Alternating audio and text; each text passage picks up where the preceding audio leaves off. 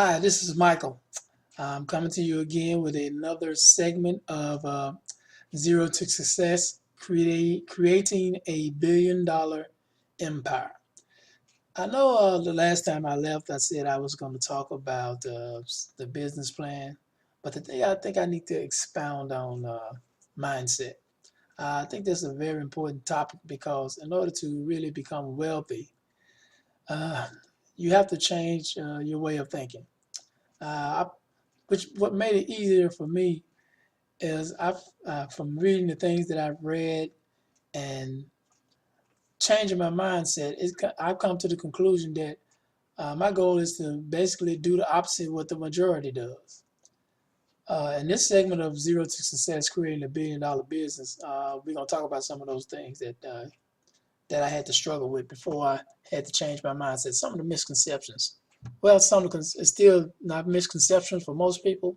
It's a way of living, but to me, there were misconceptions. So let's talk about the first thing, which is uh, some of the things we see today is most people know that 9 out of 10 businesses fail. So to me, I consider that as a poor person's thinking. But the rich people think this way. They think 1 out of 10 businesses succeed. I heard I heard one guy, which is Robert Kiyosaki, which is really I've read a lot of his stuff and been following him for years, and that's why I'm on the path that I'm on. But he said that if 1 out of 10 businesses succeed, that means he got 9 more failures before he hit that one. But I don't believe it's gonna take me that long. As a matter of fact, I've had a couple of businesses myself. So this is pretty much the third or fourth business. I've had a screen printing business.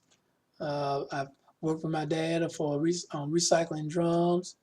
I've partnered with a couple other people on businesses. I've even written business plans and had 2 business plans funded. So it's not my first rodeo, but still, like I said, that's something I just wanted to run by you real quick. A poor person thinking is 9 out of 10 businesses fail, but a rich person thinking mindset is that 1 out of 10 businesses succeed. So I'm going to concentrate on being that one business that succeeds. And another thing about becoming wealthy and changing your mindset is I've noticed that every successful person that I read about or I've really paid attention to is an avid reader. They read a lot. They don't just sit idle, enjoy their millions. They're finding ways to learn more, even though they are already billionaires or multimillionaires. Their goal is to keep learning. So I found from some of my teachings that the best thing to do as an entrepreneur, if you want to grow and grow big, is to be teachable. So I try to make myself very, very teachable. Uh, Sometimes it's hard for me to close my mouth and listen, but uh, it's hard for me to close my mouth and listen, but I'm learning it. It's a process, so it's a hard thing for me. But let's go over some more concepts here. Let's go over some of the books that I read. Now, most of these books are going to be from Robert Kiyosaki, which is, I think, like I said, I've read most of his stuff, and he's the person that really put me on the path that I'm on. One of the first books I read was Rich Dad Poor Dad, but this is another. Let's go to Rich Dad Poor Dad here. Rich Dad Poor Dad was one of his first books I read, which was about him having two dads. His father, which was a high paid government employee, and his friend's dad, who was only had a third grade education, but he went on to become one of the wealthiest men in Hawaii from buying real estate and property. That's his first book I read. That really expanded my mind. Then I also read his book Cash Flow Quadrants, which is a great book which teaches us about the mentality of employees, which is the 4 different quadrants. You got employee, you got specialists or either sole proprietors, you have business, and you have the I quadrant, which is investors. So my goal is to get on the right side of the quadrant, which is the business owner and the investor. Those are the people who are really making all the money. And the mentality for each section is different. For each side of the triangle is different. But like I said, those are some great books to read. I advise that if you really want to go into business and expand your mind about business, and thinking like a wealthy person, I recommend these books. Some other books I recommend are, most of these are going to be by him or his team. As you can see, I'm an avid Robert Kiyosaki fan. Own your own business. That's where I learned how to use corporations and limited liability corporations to achieve my goals and to get the tax incentives that big corporations enjoy. Matter of fact, all of my businesses have been LLCs for LLC Corporation for Nevada. Right now, my latest one is Web Insight LLC, which is a Nevada court. And there's reasons I use Nevada. There's a couple of states that you want to use as far as privacy and other advantages. And one of them is Nevada, Wyoming, and Delaware. And most of the huge corporations are in Delaware, like FedEx is a Delaware corporation. Like I said, Own Your Own Corporation and Limited Liability Companies and Limited Partnerships by Garrett Sutton, which is, like I said, is one of the advisors for Rich Dad. Some more books. Gold and Silver by Mike Maloney. He's also one of Robert Kiyosaki's team. He talks about how the dollar is being devalued intentionally by the government, and really the only safe haven is gold and silver or anything in real estate, which called real assets, which people today do not understand the difference between an asset and a liability. A lot of people today think if they're staying in their house paying a mortgage, even though it has equity in it, they think that it's an asset. But from Robert Kiyosaki teaches that in most cases, 90% of the time, that's not an asset. Asset, the word asset means something that puts money in your pocket. If you're paying a mortgage every month, that means something's coming out, so it makes it a liability. But Gold and Silver, that's a great book to read. Then you have Other People's Money. This is a great book for anybody that has inventions or want to write a business plan and get other people to invest in you.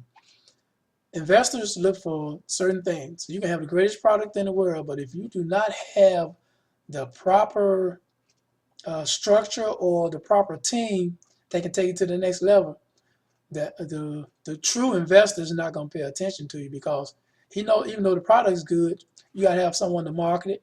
Someone that's gonna, you gotta have a salesperson. A lot of people don't like to sell, but that's what everything is about. It's about selling.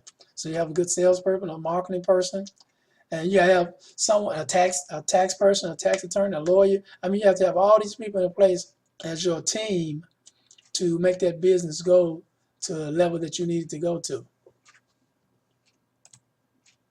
And of all the books, this is the book I think everyone should read, The Law of Success. This also helps you expand what you think every day and how you're thinking.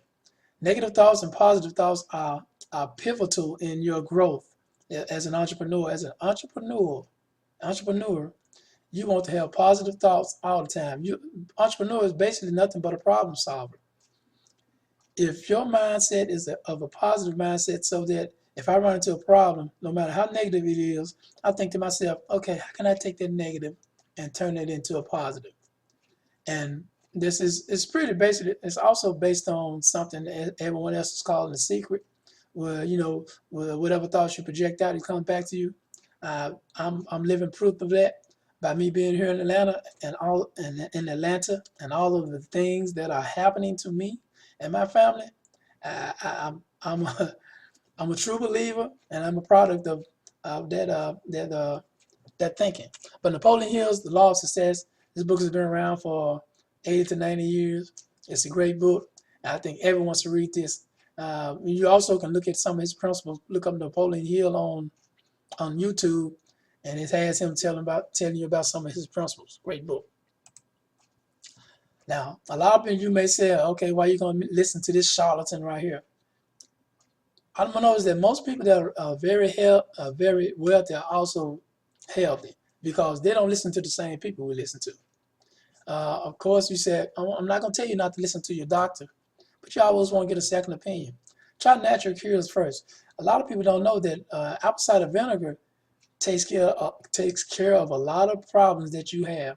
Matter of fact, go on YouTube and look up natural cures with apple cider vinegar. One of the greatest products in the world. It's in your kitchen. So look that up. I'm trying to move along because I'm running along on my tape here. Intellectual property. Let's go to intellectual property.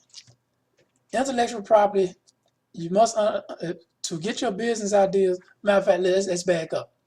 The greatest asset that you have, even though you don't have any money in your pocket at all, is your ideas, your mindset. If you know how to properly market and get your product out there, you can make millions. That's why I'm here in Atlanta, because I understand something called intellectual property. I understand how important patents are, copyrights, trademarks, partnerships, synergy. That's the method of working together with someone. And everyone that wants to start their own business must realize understand what a mastermind is. Find out what it is. That's one of those Napoleon Hill words. But I just wanted to go over those things today. Like I said, I wanted to talk about the business plan, but I figured that it would be more important to discuss mental capacity or mental thinking first.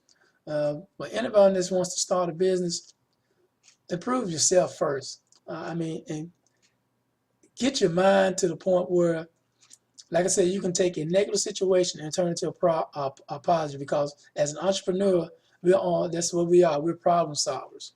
Like I said, I'm running long on this video, so I'm gonna go ahead and leave it at that.